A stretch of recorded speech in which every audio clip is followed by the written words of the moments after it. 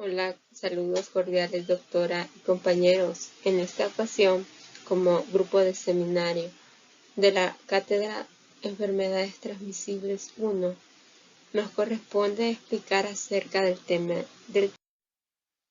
Bueno, nuestro grupo está conformado por Sandra Mary Granillo Ramos, mi persona, la compañera Noelia Michelle Guandique Medrano, y el compañero Jonathan Ricardo Gómez Rodríguez, género Bacillus. Y sin más, vamos a iniciar. Para comenzar, vamos a definir el tema que es Bacillus y son bacilos gram positivos, formadores de esporas. Son bacterias de los géneros de Bacillus y Clostridium. Estos bacilos son universales debido a su capacidad para formar esporas. Estas pueden vivir en el ambiente por muchos años. Los géneros Bacillus son aerobios de muchas especies de Bacillus y géneros afines que aún no se han clasificado bien en microbiología. La mayoría no causa enfermedades. Sin embargo, existen algunas especies que generan patologías importantes en los seres humanos.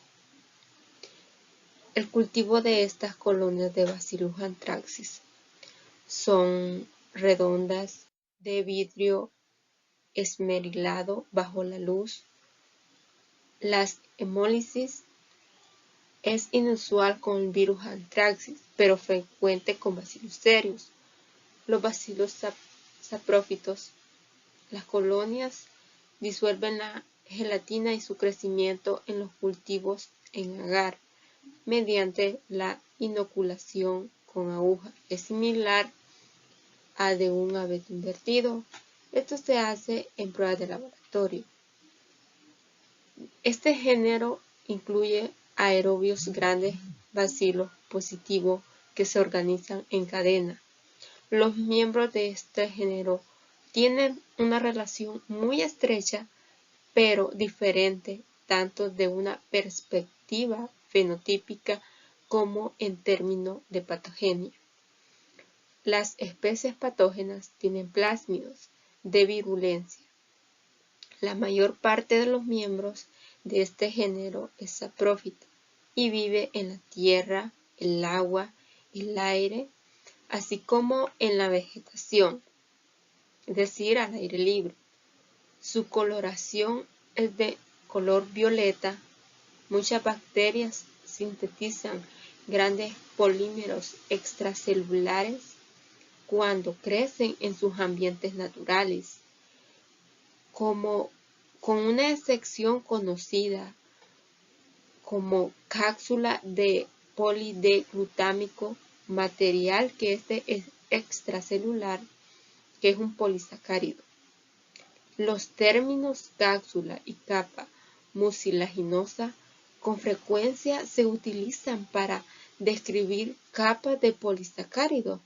También se utilizan en términos más incluyentes como glucocáliz, que se define como el material que se encuentra fuera de la célula y que contiene polisacáridos.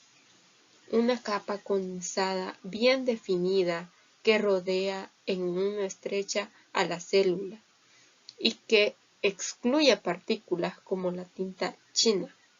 Se conoce como cápsula, la que contribuye a la capacidad de invasión a la bacteria patógena. Las células encapsuladas están protegidas de la fagocitosis a menos que estén cubiertas con anticuerpos anticapsulares. El glucocáliz participa en la adhesión bacteriana de la superficie en su entorno, lo que incluye células hospedadoras vegetales y animales. Estos microorganismos típicos Las células miden entre 1 por 3 a 4. Poseen extremos cuadrados y se disponen en forma de cadenas largas. Las esporas se ubican en el centro de estos bacilos. Sus características de crecimiento. Los bacillus saprófitos utilizan fuentes simples para sobrevivir, como nitrógeno y carbono. Estos para obtener energía y proliferar. Las esporas son resistentes a cambios ambientales que pueden soportar tanto el calor y desinfectantes químicos durante periodos breves y persisten muchos años en la tierra seca. Ahí están inactivas. Los productos animales contaminados con esporas de carbunco, como por ejemplo piel, cerdas, pelo, lana, huesos, se pueden esterilizar con autoclave. Como bien lo venimos mencionando, el mecanismo de transmisión es mediante animales principalmente, y si bien vive en el medio ambiente, pero su principal vehículo para la transmisión hacia los seres vivos y para nosotros son los animales, especialmente los herbívoros como el ganado. Las personas que trabajan en este entorno con ganado y agricultura y en pieles están más expuestas ante ello. Pueden estar en este entorno contaminado.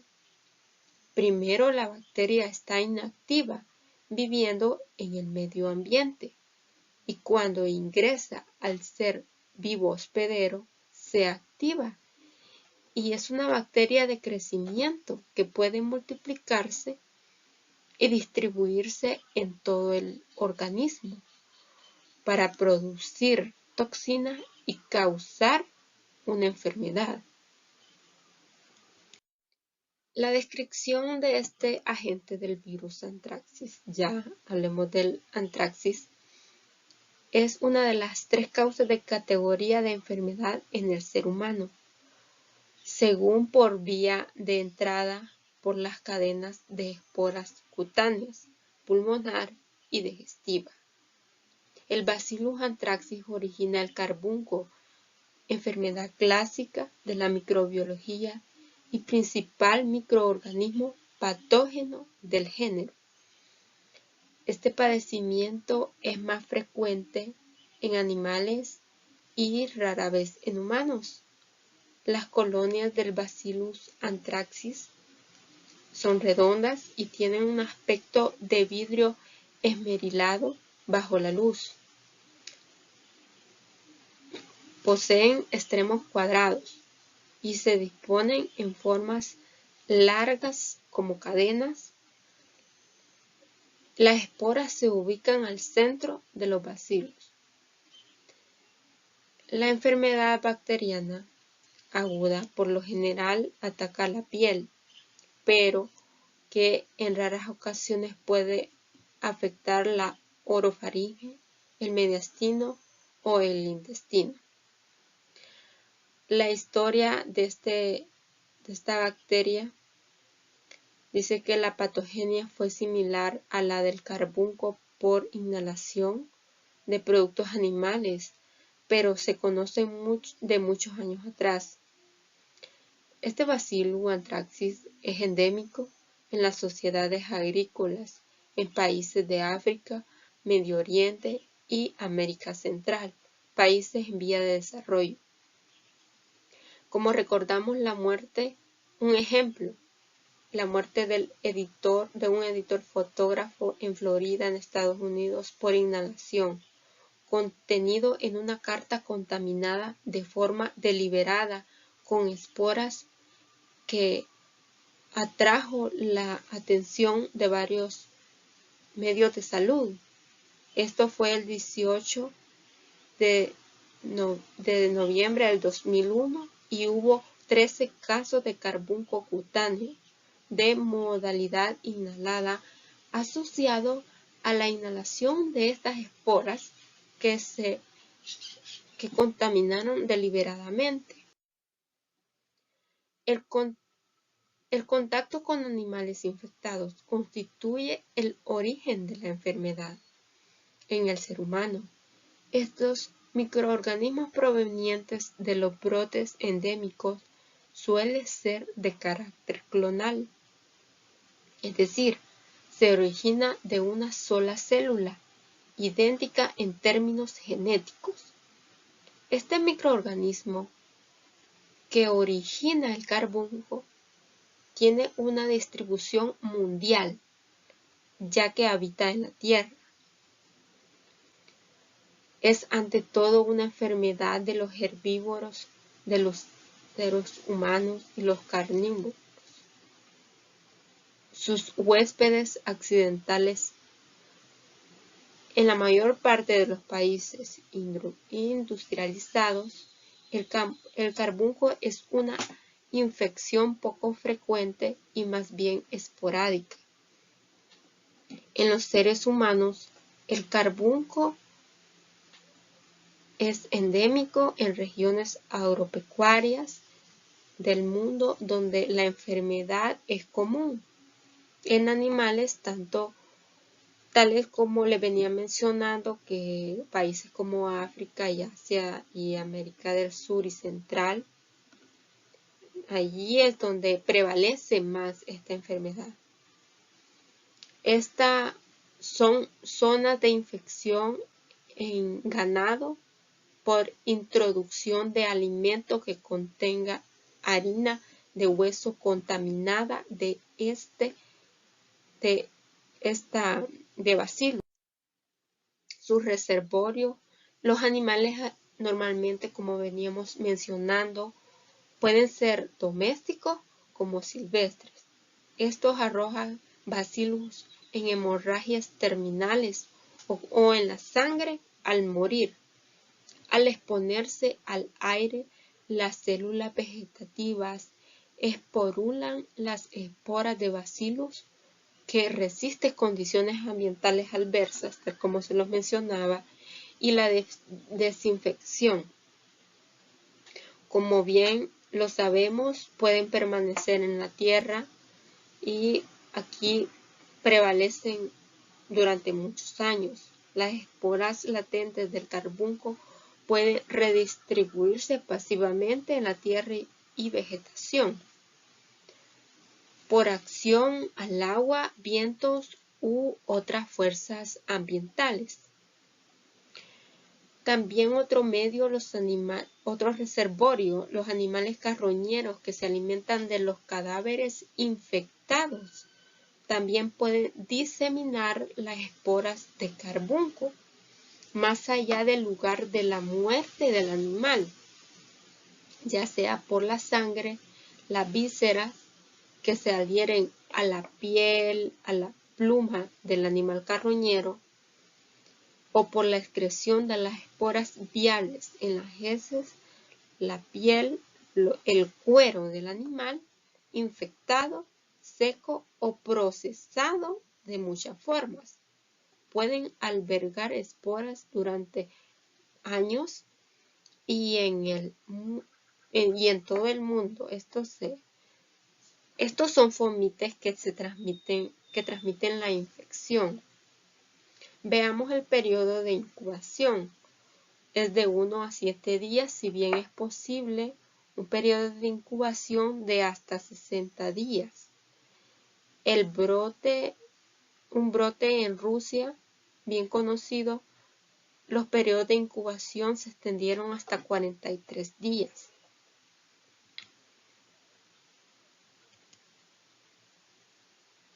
De transmisibilidad.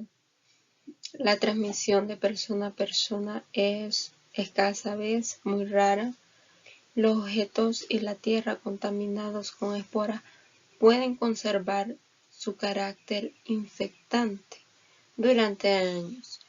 El contacto directo con tejidos animales, como bien lo hemos mencionado, eso es el periodo de transmisibilidad y de transmisión. Como el carbunco por inhalación no se contagia de persona a persona. Si desarrollamos síntomas de anthrax por inhalación, no se puede contagiar de persona a persona. El anthrax cutáneo también es igual. La supuración de una herida abierta presenta un bajo riesgo de contagio para el entorno, las personas. La única forma que se puede contagiar del anthrax cutáneo es el contacto directo con la secreción de la herida abierta. El anthrax no se puede contagiarse entre persona a persona a través del contacto casual, compartir lugar de trabajo, de estudio o a través de la tos, estornudos. No puede darse. Es muy rara vez. Bueno, esta ha sido mi participación de este tema y los compañeros van a continuar explicándoles acerca de un poco del bacillus. Muchas gracias. En el cuadro clínico, el carbunco cutáneo, se presenta dentro de las 2 semanas posteriores a la exposición con las esporas. No existe un periodo de latencia para la enfermedad cutánea a diferencia del carbunco por inhalación. El carbunco cutáneo a veces ocurre cuando las esporas entran en el cuerpo a través de alguna cortadura o raspadura en la piel.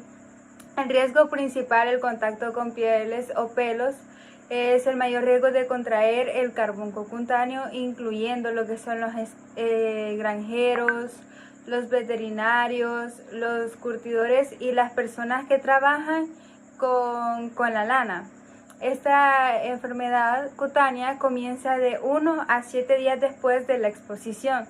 Se desarrolla una úlcera como picazón similar a la picadura de un insecto. El carbunco por inhalación. Esta infección se presenta en las 2 fases, casi siempre comienza 10 días después de la exposición, pero puede tener un periodo de latencia de hasta 6 semanas a la exposición. Se presenta cuando las esporas del carbunco penetran en los pulmones a través de la vía respiratoria. Se contrae con mayor frecuencia cuando los trabajadores inhalan las esporas del carbunco transmitidas a través del aire durante los curtidos de pieles y el proceso de la lana. El carbunco gastrointestinal aparece en fiebre, dolor abdominal difuso, hipersensibilidad abdominal de rebote, vómito, estreñimiento y diarrea 2 a 5 días después de la ingestión de carne contaminada con esporas del microorganismo. El carbunco gastrointestinal es una enfermedad infecciosa causada por una bacteria llamada Bacillus anthracis. La infección en los humanos compromete con mayor frecuencia la piel, el tracto gastrointestinal o los pulmones. En el diagnóstico de laboratorio, las muestras que examinan son líquidos o pus de las lesiones locales, sangre y líquido pleural y cefalorraquídeo. En el carbunco pulmonar, acompañados de septicemia y heces fecales u otros contenidos intestinales, en el caso del carbunco digestivo. En el diagnóstico de laboratorio lo que podemos contribuir es que la frotis de teñidos de la lesión es la circunstancia o la sangre de los animales muertos. A menudo estos muestran las cadenas de grandes bacilos gram positivos. El carbunco se puede identificar en frotis secos por medio de técnicas de tinción inmunofluorescentes.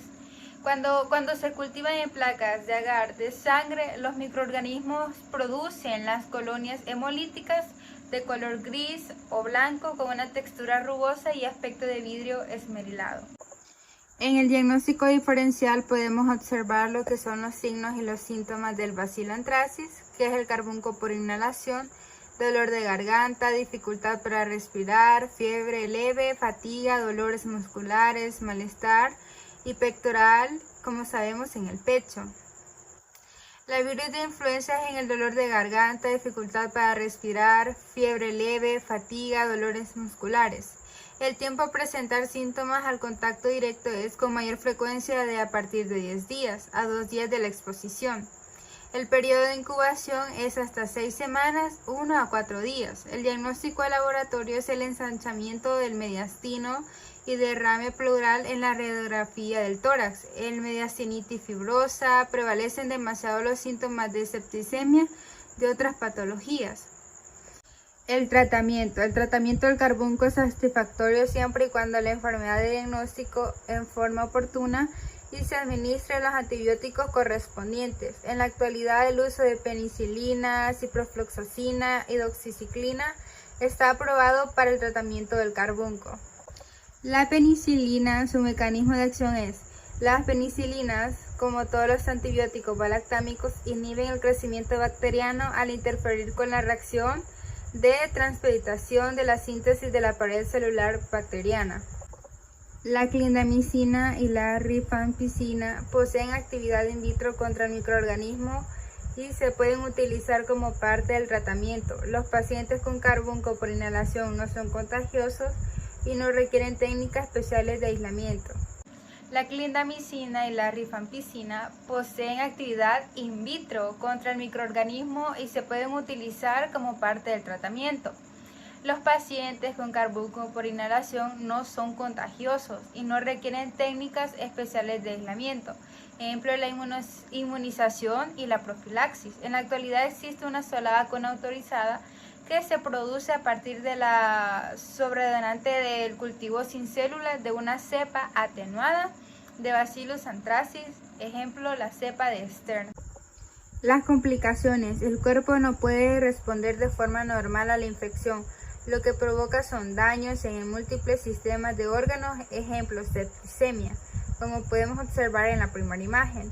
La inflamación de las membranas y el líquido que cubre el cerebro y la médula espinal, lo que provoca un sangrado masivo, ejemplo meningitis hemorrágica y la muerte. En las complicaciones sin tratamiento, hasta el 20% de las personas con anthrax cutáneo corren el riesgo de muerte. No obstante, con el tratamiento, el adecuado, prácticamente todos los pacientes con anthrax cutáneo sí pueden sobrevivir. En el plazo de los 2 a 5 días aparece la fiebre alta, el pulso acelerado y la dificultad para respirar. El anthrax por inhalación es con frecuencia letal. El gastrointestinal, esta forma ocurre solo después de haber comido carne, infectada o mal cocinada.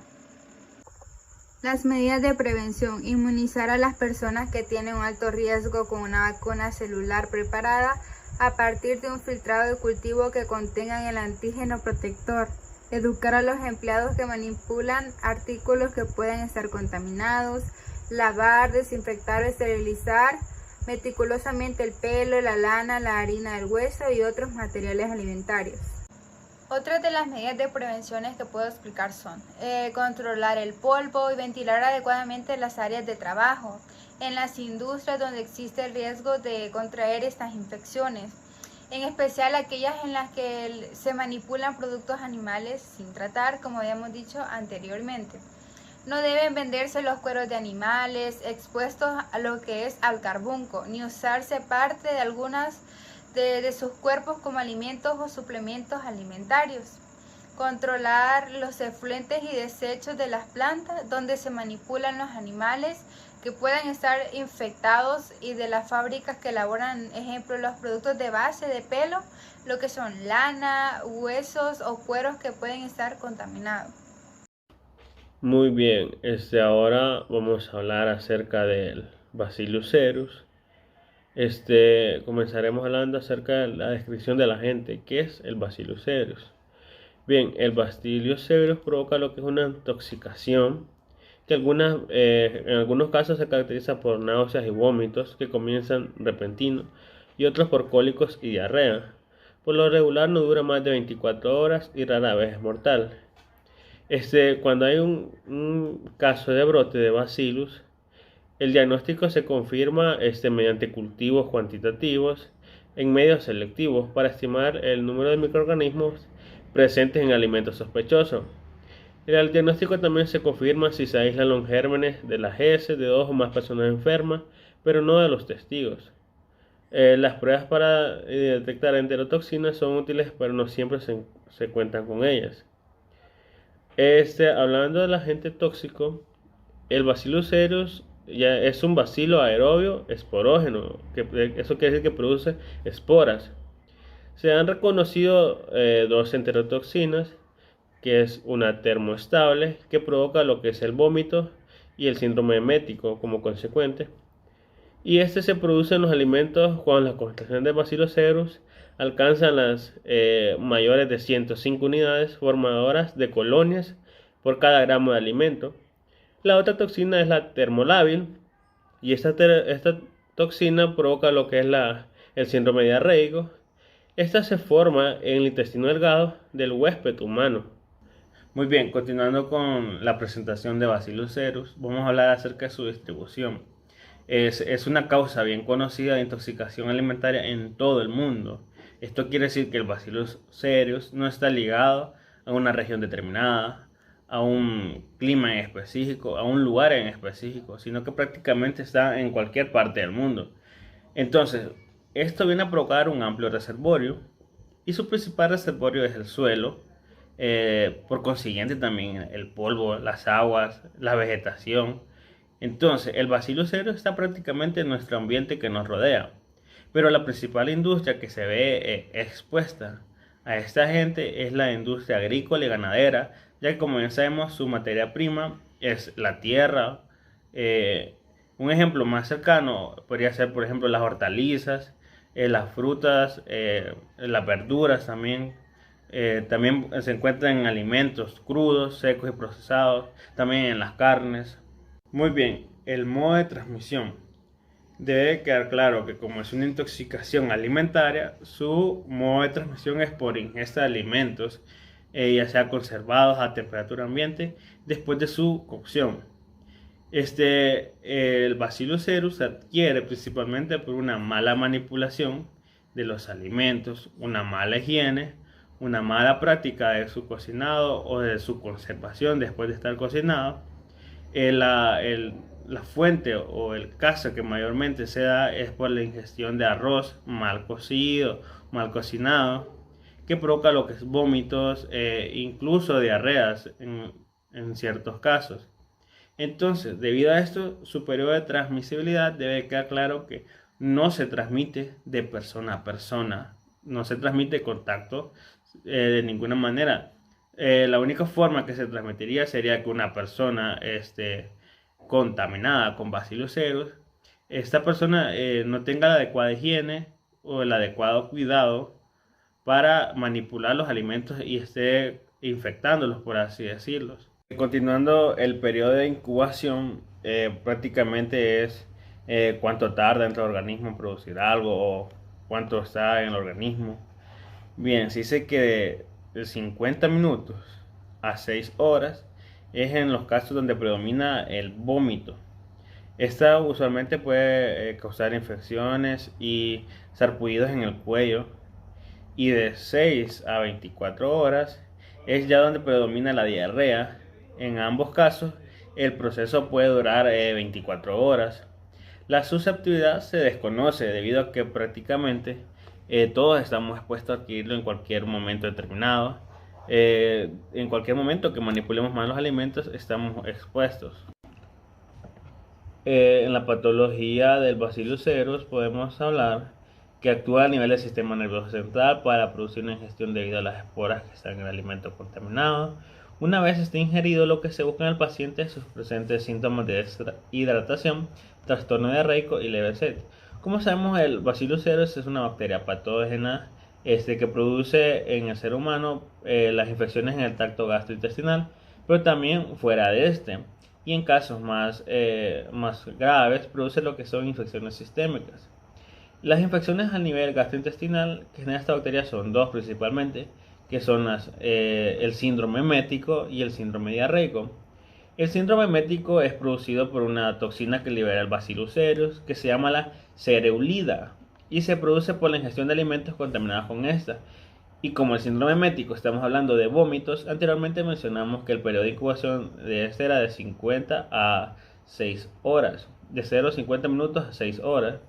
También está lo que produce el síndrome diarreico, que se origina por la ingestión de esporas que posteriormente se desarrollan en el intestino delgado. y este se desarrollaba de 6 horas a 24 horas, que es su periodo de incubación. También produce a nivel del globo ocular, por ejemplo, la queratitis, panastomatitis. Muy bien, en el cuadro clínico, continuando con lo de la patología que producía síndrome emético y síndrome diarreico, vamos a enfocar en estos dos principalmente.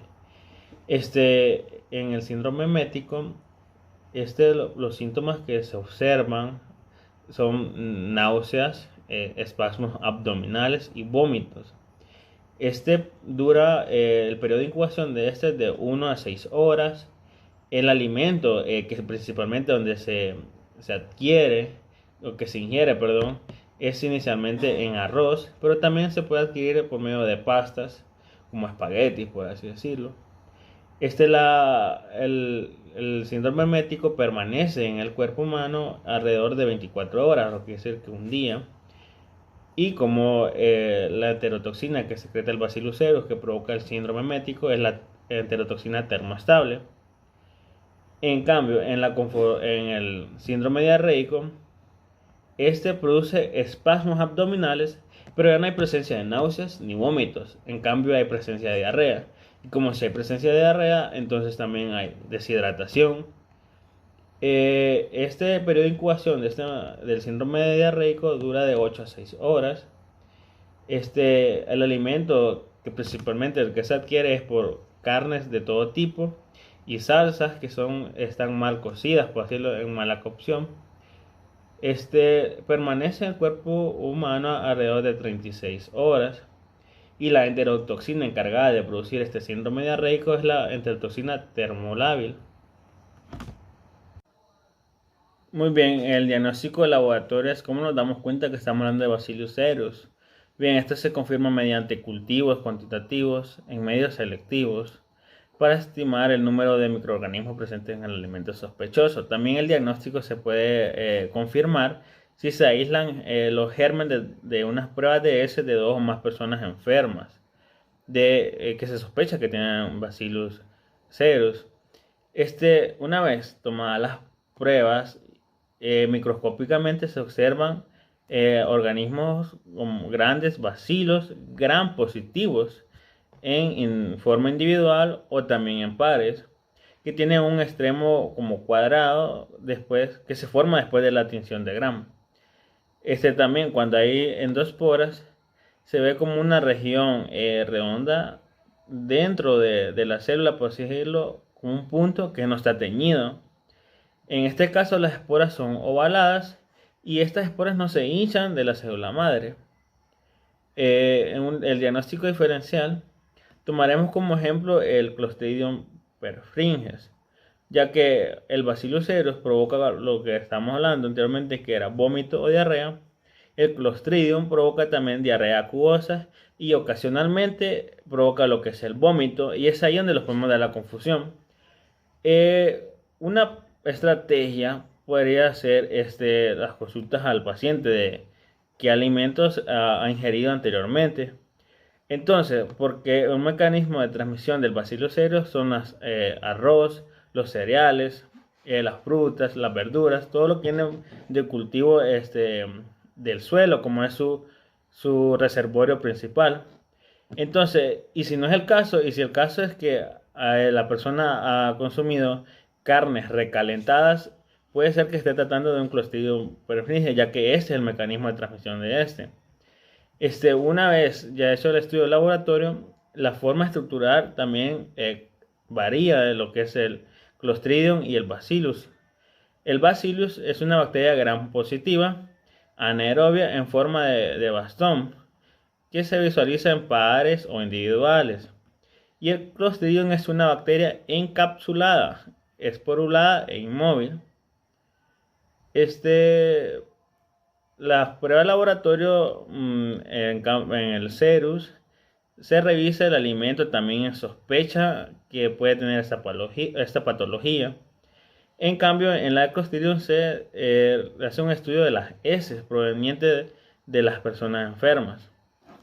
El tratamiento consiste principalmente como la vancomicina, que es un antibiótico. Viene en la presentación para vía parenteral y vía oral. Esta dosis de manera general es en niños y adolescentes de 40 a 60 miligramos por kilogramo al día, divididos en dosis de cada 6 o 8 horas. También está la clindamicina, que viene en cápsulas. También se usa para tratar ciertos tipos de infecciones bacterianas. También se utiliza 2 a 3 veces al día. También está la ciprofloxacino o gentamicina.